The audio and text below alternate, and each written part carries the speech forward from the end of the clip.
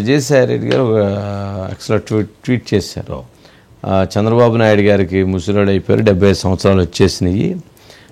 పవన్ కళ్యాణ్ గారికి దేశవ్యాప్తంగా మంచి గుర్తింపు వస్తుంది, పవన్ కళ్యాణ్ గారిని సీఎం చేస్తే బాగుంటుంది, ఆయన అయితే సమర్థవంతంగా పరిపాలిస్తాడని చెప్పారు. విజయసాయి రెడ్డి గారు చంద్రబాబు నాయుడు గారు ముసలోడు అంటున్నారు. ఈయన కుర్రోడేమో నాకైతే అర్థం కాలేదు. ఈయన కూడా ముసలోళ్లే కదా. సరే, ఓకే, ఎవరో అంశంలో మరి విజయసాయి రెడ్డి గారు ఇట్లా ట్వీట్ చేయటం వెనక ఒక ఆలోచన అయితే ఆయన ఉన్నది. ఆలోచన ఏంటంటే, ఒకటి ఆయన బీజేపీలోకి వెళ్ళాలని చూశారట, వెళ్ళనివ్వలేదు. తెలుగుదేశంలోకి రావాలని కూడా ప్రయత్నాలు చేశారట, కుదరలేదు. ఇప్పుడు జనసేనలోకి వెళ్ళాలనేటువంటి ఆలోచన కూడా ఆయన మదిలో ఎక్కడో ఉన్నట్లుంది అనేటువంటిది ఒకటి. నెంబర్ 2, ఇటీవల అమిత్ షా గారితో ఆయన భేటీ అయ్యారు. అమిత్ షా గారితో భేటీ అయినప్పుడు ఈ అంశాలన్నీ చెప్పినప్పుడు, మేము చంద్రబాబు నాయుడు గారు ఒక్కరైతే మేము నీకు హెల్ప్ చేసేవాళ్ళం, అక్కడ పవన్ కళ్యాణ్ గారు కూడా మీ విషయంలో కఠినంగా ఉన్నారు, కాబట్టి మేము చేయగలిగింది ఏమీ లేదు అని చేతులు ఎత్తడంతో పవన్ కళ్యాణ్ గారిని ప్రసన్నం చేసుకునే నిమిత్తం ఆయన ఒక రకమైనటువంటి ఒక ఆలోచనకు రావటం రెండో అంశం. మూడో అంశం ఏంటంటే, ఇప్పుడు ఏదైతే అరబిందో ఈ కేసు విషయంలో కేవీ రావు గారికి దగ్గర నుంచి బలవంతంగా చేసిన విషయంలో ఖచ్చితంగా విజయసాయి రెడ్డి గారికి అరెస్ట్ తప్పదు అనేటువంటి సంకేతాలు వస్తున్నాయి. మరి ఆయన కాపాడాలంటే బీజేపీ చేతులు ఎత్తేసింది, ఇక్కడ కూటమి ప్రభుత్వం యాక్షన్లో దిగాలనుకుంటుంది. మరి ఇప్పుడు ఈ సందర్భంలో పవన్ కళ్యాణ్ గారు కనుక కాపాడదలుచుకుంటే విజయసాయి రెడ్డి గారిని కాపాడొచ్చు అనేటువంటి ఒక అనుమానంతో, ఒక ఆలోచనతో కూడా ఆయన ఈ రకమైనటువంటి ట్వీట్ చేస్తుంటాడు. ఎందుకనంటే, అట్లన్నా నేను అట్లా చేస్తే నాకు అట్లాగన్నా కానీ కొంచెం అవకాశం ఉండిద్దా అనేటువంటి ఉద్దేశంతో.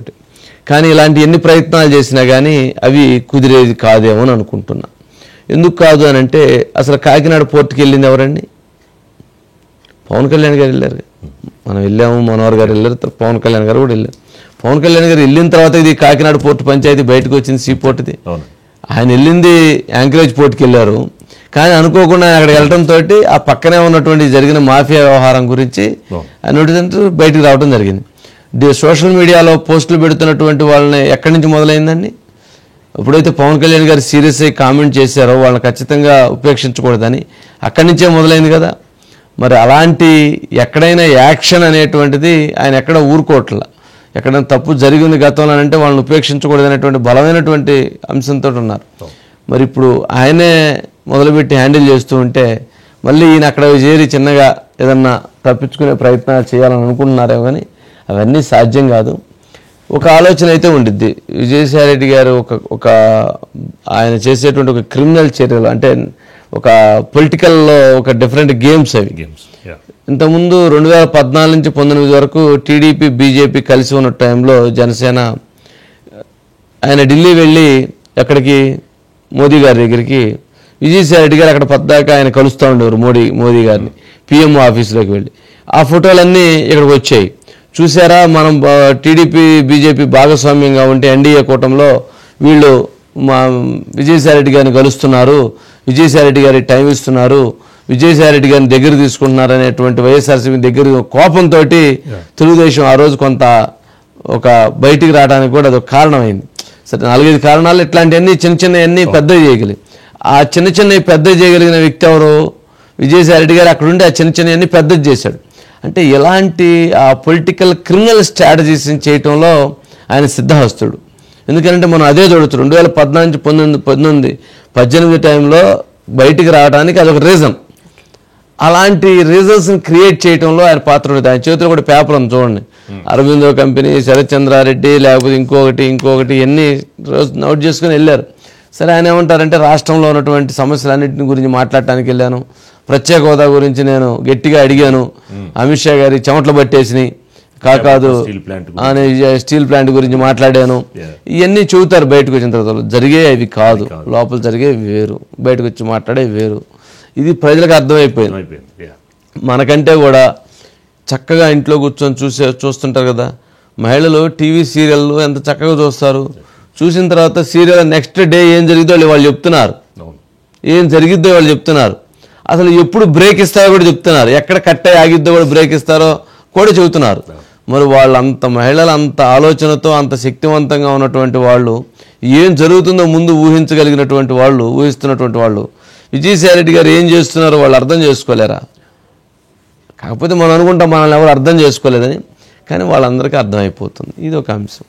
సరే ఏదన్నా కానీ ఇప్పుడు ఆయన ఎత్తులు పై ఎత్తులు జిమ్మిక్కులు ఏదో వేసి ఏదో రకంగా బయటపడితే బాగుండు అనేటువంటి దాంట్లో ఓ ప్రసన్నం చేసుకునేటువంటి పరిస్థితుల్లో ఆయన ఒక ప్రయత్నాలు చేస్తూ ఉంటారు. బట్ ఎవరి ప్రయత్నాలు వాళ్ళు చేయడంలో తప్పులేదు.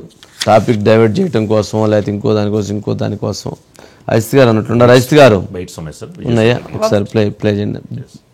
బైట్స్ ప్లే చేయండి. చంద్రబాబు నాయుడు దత్తపుత్రుడు పవన్ కళ్యాణ్. ఈ రోజు చంద్రబాబు డైరెక్షన్ లో పవన్ కళ్యాణ్ నడుస్తా ఉన్నాడు. దాంట్లో ఎటువంటి సందేహం లేదు. పవన్ కళ్యాణ్ చంద్రబాబుకు ఉపయోగపడతాడే గానీ ప్రజలకు ఉపయోగపడ్డాననే విషయం చాలా స్పష్టంగా తెలుస్తా ఉంది. ఢిల్లీకి వెళ్లి జాతీయ నాయకులతో మాట్లాడినా, అమెరికా వెళ్లి అమెరికా ప్రెసిడెంట్ తో మాట్లాడినా కూడా ఆంధ్ర రాష్ట్ర ప్రజలు నమ్మరు. 2014లోనే అమ్ముడు పోయినటువంటి వ్యక్తి దత్తపుత్రుడు.